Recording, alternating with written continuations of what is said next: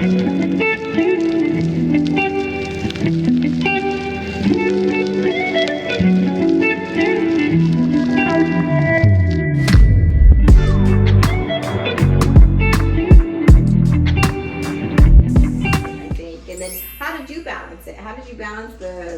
pioneering with a part-time job, or you just didn't even think about it? You just did it. I just did it. To do. I did what I had to do. So I ended up serving where the need was greater in the country, town in Middle Georgia. Literally a one-stop sign town. So I started there, and that was 30 minutes away from the city that I worked in and where my parents lived in. Yeah. Okay. So it was very easy to go ahead and get those hours in down there, and then work at the job. So my schedule was maybe like, because we had Monday, Wednesday night meetings. So Monday night, go to work, and then what have you, make sure that, so Monday, do field service, go to Bible study. Great. Tuesday was opposite, so go to do my hours in field service and then go to work. So I worked the 3 to close shift. Get back home, just 30 minutes home, go back in field service in the morning. Then go to school, go to Wednesday meeting. Gotcha, cool. Of course, I'm studying at work, okay? So, that's how I worked that out. Thursday, what have you, we had family study that I was still required to go to on Friday night. So Friday night, there was no whatever. No hanging out. There was no hanging out. Of course not. Saturday, of course, was a whole all day. Most of the day, I'm in field service. I'm in field service most of the day, and then going to work. And then Sunday was off, of course, because I had to be at Sunday meeting either in my hometown or at the other person's house, in my other person's. So therefore, and then start the day back off on Monday. I would keep Thursday morning off though. For some reason, that has always been Angela's say, like, I'm taking one day off for me. Yeah. And I'm glad I still do that. I'm glad I did that, because I think that's what it's like. No, I'm going to take a day to rest and sleep in. I do all of this all day. I'm going to sleep in one day. And of course, that wasn't good because Angela's not busy in the Lord's work. But I'm putting in 90 hours. Like, what else do you want me to do? So I didn't realize that until after I got out. Yeah. Yeah. It makes sense when you're in it, because you look at the people who've been Jehovah's Witnesses since the 70s. Right. It's up in age, but you so busy every day, it's like you don't even realize the time is going by. It's like you're a robot. You're like just in a robot life, just same thing over and over and over again. Yeah. So I have a question. While you were growing up, was there ever anything that kind of stuck out to you that didn't make any sense in the organization, where you were like, I don't think that really makes any sense? I had one question, and I asked one question, and I never asked another question again. I was about 7 or 8 years old when somebody else was getting baptized. So I had a question, and I said, okay, so we follow Jesus. We're disciples of Jesus, right? And Jesus had the power to heal people. That's what we believe, right? In the Bible, we believe that he did miracles. So why aren't we praying for this homeless person versus just handing them a watchtower? Right. And I said it to the presiding overseer of the congregation. Oh, your dad was the He wasn't just my dad. And he was like, I remember him telling me that you don't sound like your father is Jehovah, you sound like your father is the devil. Right, because I was questioning the organization. No, And that was his answer. Not too much because I love my dad still. But that was his and if he's a presiding overseer, understand that came come from the governing body, not just from him. Of course. That's how much isn't that, because remember, this is 4 generations back. Yeah. So just having that critical mind right there at 7 or 8 years old, trying to develop it and just say, hey, if we believe that Jesus did miracles, why aren't we praying for these people to have miracles versus giving them a wash shot? Right. And then I started trying to get baptized. Right, yeah, Be a child of the devil. It got me further indoctrinated. I don't know if that was the goal or not, but that's what it did for me. That's not an abnormal answer though. You know what I mean? It's really not. It's not valid, but it's definitely a normal answer that people will give to other people who are answering questions. But it's not a valid answer. Right. It's a valid thing to add, because if you saying we got this selected superpower connection, right? why are we using it. Right. Exactly. But then the answers that people usually come up with, either they don't have an answer for you, or they answer in that kind of a way to shut it guilt, down. kind of guilt you into there's something wrong with you for even answering these questions or for asking these questions. Especially when you're young. Young minds have so many questions. We want to know how everything works. Right. You know, like Kids it's are not less just that. indoctrinated. Yeah, Exactly. Yeah. we were created to wonder and ask questions, Yeah. and that's part of our makeup. Yeah. And it's just moments like that that create indoctrinated adults because you shut that part of your brain off. Where you ask questions and does this make sense, and you know why does this not feel right, and you know all of those things. Absolutely agree. Yeah. True. I think for me there was a couple of questions because I had that A mindset. It was 2 or 3 things, but of course I'm too busy to think about it. So at school, I'm going to use this example. At school, the sky is blue. The sky is blue, and we understand the sky is blue. But when I read the Weight magazine, the sky is purple, and this is the reason why the sky is purple. I'm using that as an example, but I can't remember the exact thing. But that's the one thing that kept me going, was like, hold up, wait, what? And I'm kind of a history person. So the other thing that I wanted to ask, but I never did, of course, is that if this is God's true religion, then why was it created only less than 100 years ago? Exactly. Right. That's such a good That's question. So what about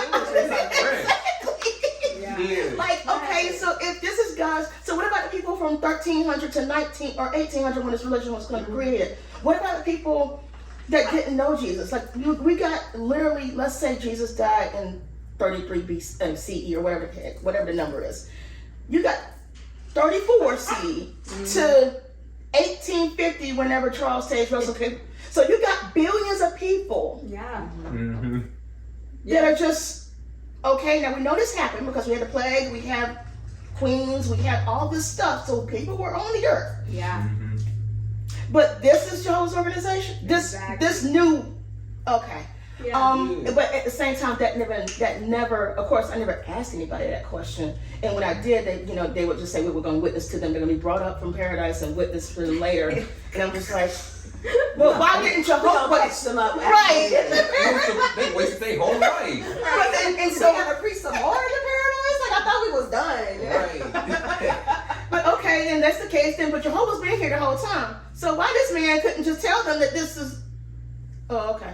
Never mind. We're just gonna knock on this door. For real, what was Jehovah doing watching them the whole time? They wasted years of life. Yeah. Yeah, but the answer was always, well, back in the Bible, they was Jehovah's Witnesses.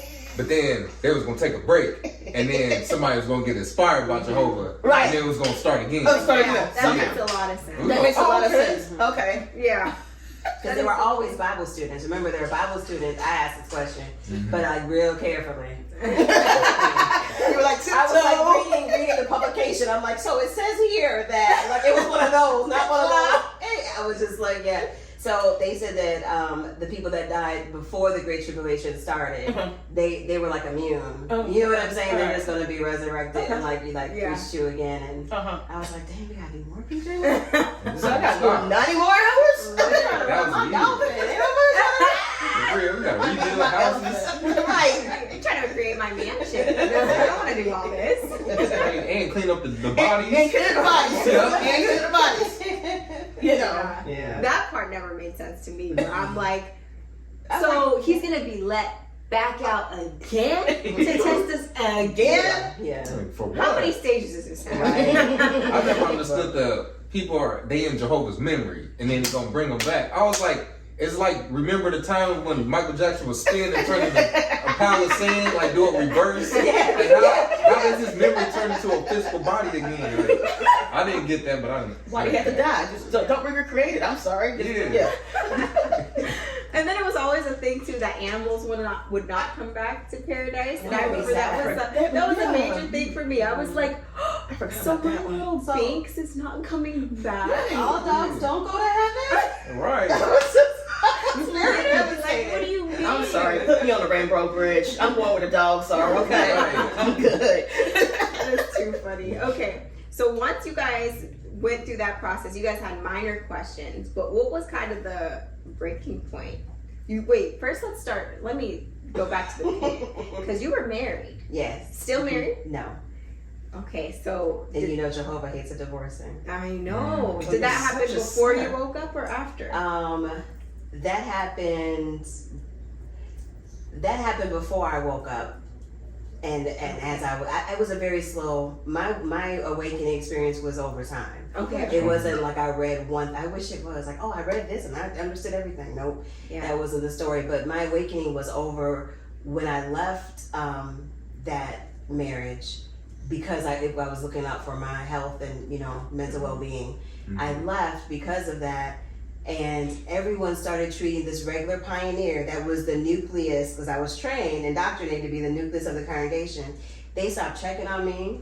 Not one elder called, not one ministerial servant. And I was like miles away, you know what I'm saying, from my family. There, my family's up north and I'm down south, during this time. And so no one checked on me in the congregation. And I thought that love was the identifying mark of true Christianity. The agape You would love. think. The agape love that no matter, you know what I'm saying? And I had no love. Wow. And so it was honestly, they think it's because I wanted to celebrate a birthday or I wanted to, be worldly.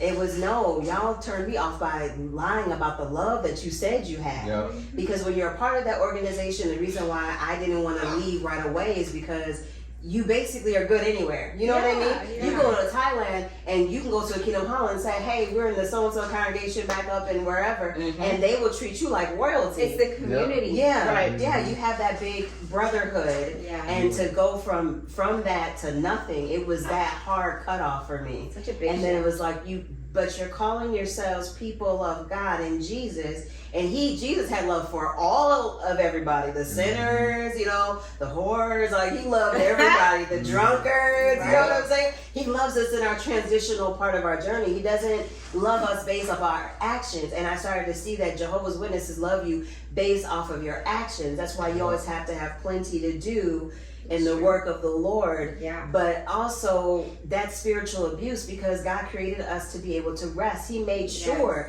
that he gave us one day a week to rest from like everything.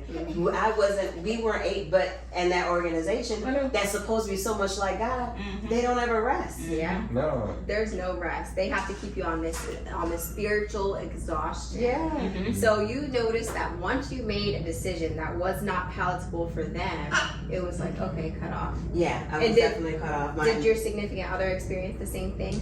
Or was he still welcomed in? As long as he went to the meetings. See, what they don't know is that he had stopped taking the lead in our marriage and not wanting to go to the meetings. I'm not about to drag you to the meetings. Right. I'm not doing that. So you don't go, I don't go. Head of the house. That's the position I took. Like, Both you know what I'm saying? I'm submissive.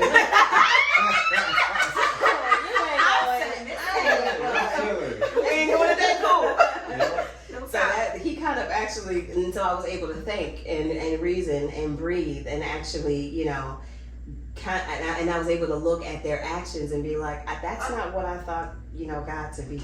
Yeah. And I'm seeing that if I don't do what you want me to do, then it's a problem. Yeah. Right. So that for me was the wake up call to like, no, let's look a little bit deeper. How old were you at that time? I was like about in my late 20s at that time. Okay. Yeah. And when did you leave like officially? I left like not that long afterwards. Like I kept it to myself. I faded. Yeah. So I didn't do the whole let me write a letter That's because true. it's not your business and you don't Period. really care anyway. Right. Obviously. Right. Because if you cared when I got my divorce, you would have shown me compassion then, and you didn't. Yeah. So stay where you at. It's not your business. I had to tell my family, of course, and that's like the hardest thing to do. Is because, and I told one person, I had one friend, and I told him that, if I tell my family, it's gonna be it. And they're like, no, they would never, because you don't want to go to the same church. Why would they stop talking to you? You're overreacting. Oh my goodness, they're not. Your mother is not gonna say. There's no way your mom's gonna stop. And it's like, oh yeah, Watch this. and